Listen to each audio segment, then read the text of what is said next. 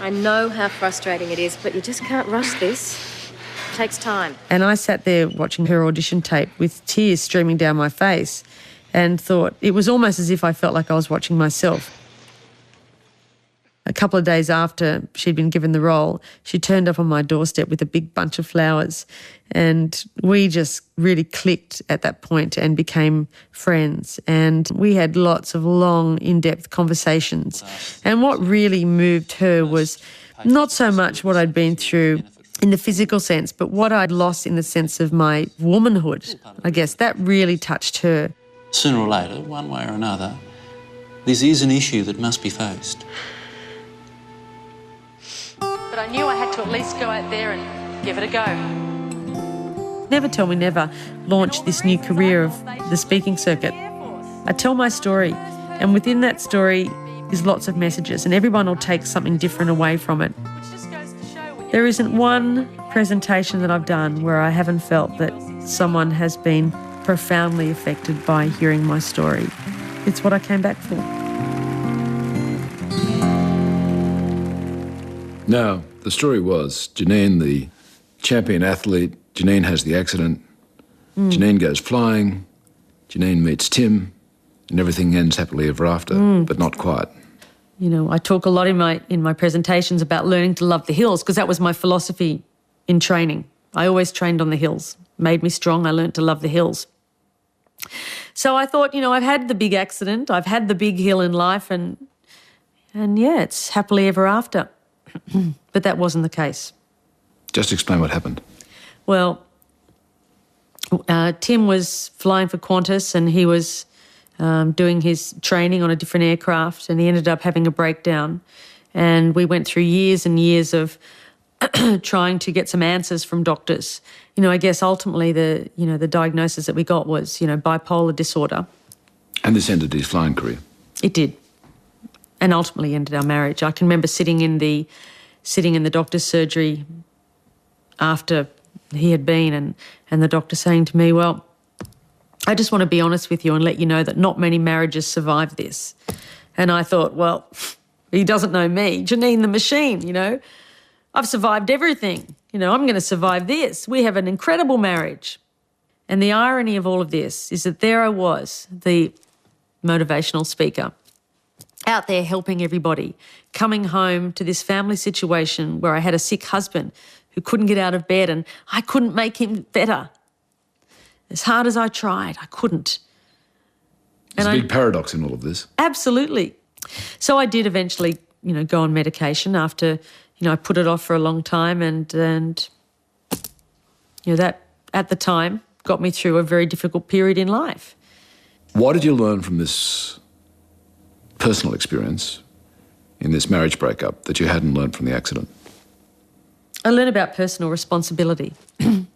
I learned that I couldn't make Tim better. That was his journey.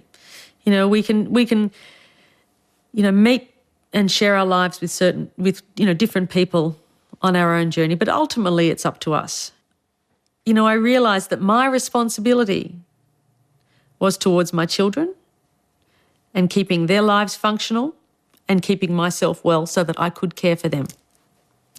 There are a lot of things that I learnt during that time. And I also learnt that the hills keep coming.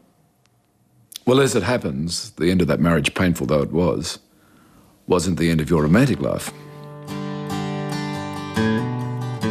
15 years ago, I received a package in the mail. Never tell me never, 'cause I might just prove you wrong. And I opened it and I noticed that there was a tape with the letter. And it explained that he'd written a song for me. So I popped the tape in and started listening to it. And tears just streamed down my face as I realised that he'd written this song for me. Never do.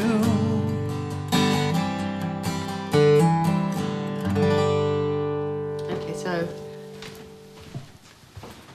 I was going to ask. I wrote that song after seeing Janine speak. It must have been about 15 years ago now, and it had such an effect on me. I rushed out and bought the book, and I think I cried several times during the book.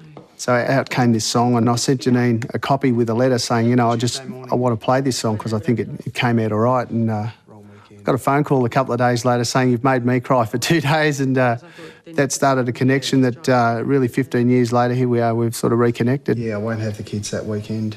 Darren being a musician means that he travels a lot. I'm on the speaking circuit, so I travel a lot too. He has 3 children, I have 3 children. So trying to match our schedules up so that we can spend time together is very difficult. I'll see you off from here. Darren has a really generous and a kind spirit, and he writes beautiful music that's heartfelt, and it really resonates with my soul. He's a country boy and he's real, and I love that. Everything happens for a reason, so it's not every day someone writes a song about you. You've had plenty of time for philosophising down through the years. And one of the things you observe is there's a difference between the meaning of life and the meaning in life. What do you mean by that? Well, you know, we can, think so much about life and take ourselves so seriously. I mean, I like to tell people, don't take life too seriously, because you'll cloud the experience. That's what the meaning of life is to me. Being able to enjoy the moment. Your daily reality is chronic pain, which is one of life's hard things to deal with. I don't give it any energy. I don't give it any attention. I focus on the wellness and the things that I can do. And I'll give you an example. When I broke my right arm in my accident. So when I left hospital almost 6 months later, everybody assumed that my right arm was healed. So I went on and I learned to fly, and I did all my aerobatics flying, and then got to the point where I couldn't even lift up a teacup with my arm.